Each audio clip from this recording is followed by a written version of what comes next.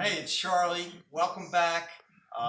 Last video I was talking to you about some of the problems I experienced with our 12-volt rear axle for my 67 Camaro.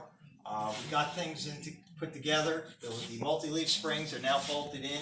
If you remember, I showed you the spacer plates that I made. They're now tucked in really nice. Had to do a little bit of filing to fit them up even perfect, but they're in place. One of the things we had to do is torque down the front spring perch before we bolted into the chassis, because you can't get a torque wrench in there. I actually did some preliminary fitting up and found out that it's 3 1/4 inches from underneath here to the space. What I did was I stuck the spring in, bolted it in place, and I measured 3 1/4 inches, because that way then we pulled it out, and then when we torqued in the bolt, we made sure that we're about 3 1/4 inches. One of the books I saw said it's supposed to be 3 degrees, or I think even the factory assembly manual said it should be 3 degrees. How do you measure 3 degrees? I said, you know what, let me just go a different track, and I think that's going to work out pretty good. We got our assembled axle assembly sitting on a Craftsman motorcycle stand. It worked really good. We just simply wheeled it over to this part of the garage. And now, how do we get it under the car? Well, I came up with an idea. Why not use a come-along? So we have a come-along set up, and what's it anchored to? It's anchored to the front, underneath the front tire of my buddy's 67 Spitfire, so I think that should be secure enough.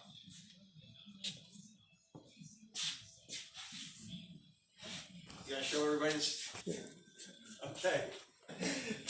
Let me start ratcheting it away.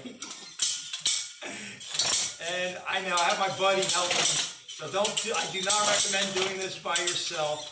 Have somebody help holding it, steadying it. I just wanted to show you that the come-along works great. It's a great solution to get it in place.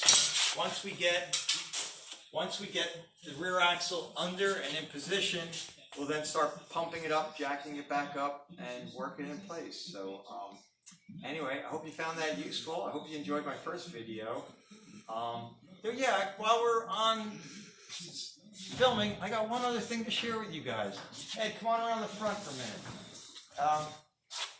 Camaros have what they call the hidden VIN number. I don't know if you guys know that, but it's right here, okay? The hidden, let me turn flash on, there it is. The hidden VIN number is right underneath the blower motor opening. Okay, it's a partial VIN, by the way.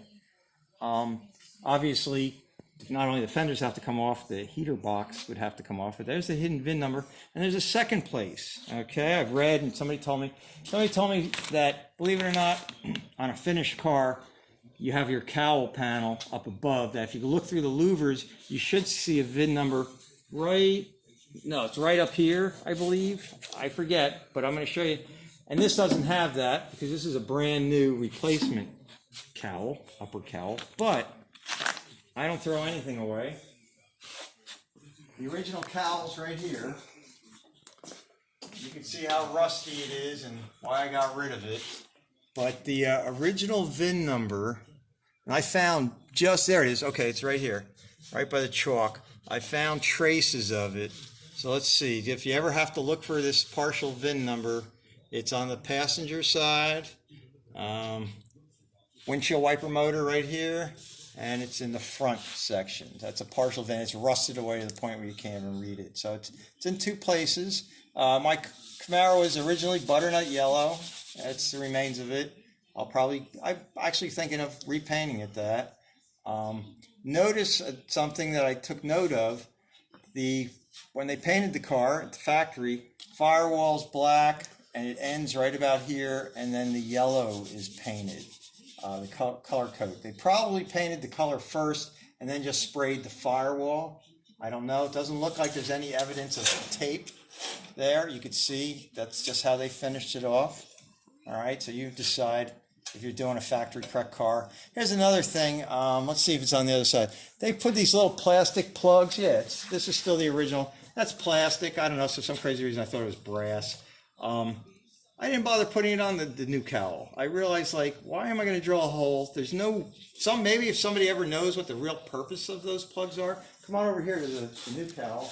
You can see I was about to drill the holes. I was about to put the plugs. And I said, you know what? Why am I drilling a hole for water to get in? It doesn't serve any real purpose to my knowledge. So I didn't do that. Another thing is, how about the paint and trim stamps, okay? Right underneath here, and I'm going to peel it off for you guys. When they were assembling the car, somewhere an inspection was done, and I wanted to keep this. I didn't want to, I figured, what the heck? The letter T is under there. And, well, masking tape stays on. I guess maybe I made a mistake using masking tape. I should use electrical tape that peels off. But yeah, I'll peel it off for you guys. Let's see if you can see it. This is where, there it is. And I saved it. I said, what the heck? There's the letter T from the trim people inspecting it. And I have some old pictures. I wish I had saved it right about here was the letter P for paint. So T for trim, P for paint. And I have photographs of that, but I don't have any pictures with me. I wish I had put tape over and saved that too, but I didn't. But I did save this just for the heck of it.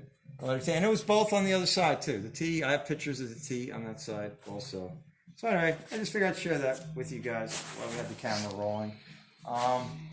Was the master cylinder and brake booster in place in the last video? I don't think so. I think it was just, I think the last video all you saw was the power steering box. So the master cylinder went in really well, pretty easy. It was interesting. The brake pedal has two holes for the clevis. This was a manual brake car, so the clevis originally was in the top hole.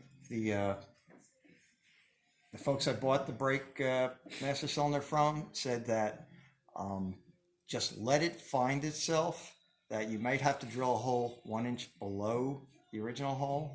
And they were right, that when I put everything together, the clevis definitely said, I want to go 1 inch lower. And fortunately, there was already a hole there, which I heard was put in for power Camaros that had power brakes. So the hole was already there. But be aware of that. Yeah, everything fit up good. I bought all the stuff from the Right Stuff. Really great outfit. They know their stuff when it comes to upgrading brakes and brakes parts. So the brake lines, I bought their preformed brake lines. Almost ready to mount a little bracket here. Actually, at the factory, there was a clip that went right here, and I saved it. Believe it or not, I don't throw anything away. There's the original non-power master cylinder, and right here was a clip, and that was the clip that I'm going to transfer over. And the hole was already there. Sorry it's not in, I just painted it, so that hole right in the frame was where that clip went, and it'll fit. I'll get this, and then I made this little guy and twisted it around to get that in there too. So I'll have both clips holding both brake lines in place. So that'll come out pretty good. So anyway, I hope you enjoyed this video. I want to thank my buddy Ed for helping me out with the rear axle. In fact, Ed's a great guy. He's the guy that fitted up all this, little things like this. And who else had the patience to measure and cut the holes out for the tunnel? So thanks, Ed. Thanks for helping me with the rear axle. And anyway, hope you enjoyed this video.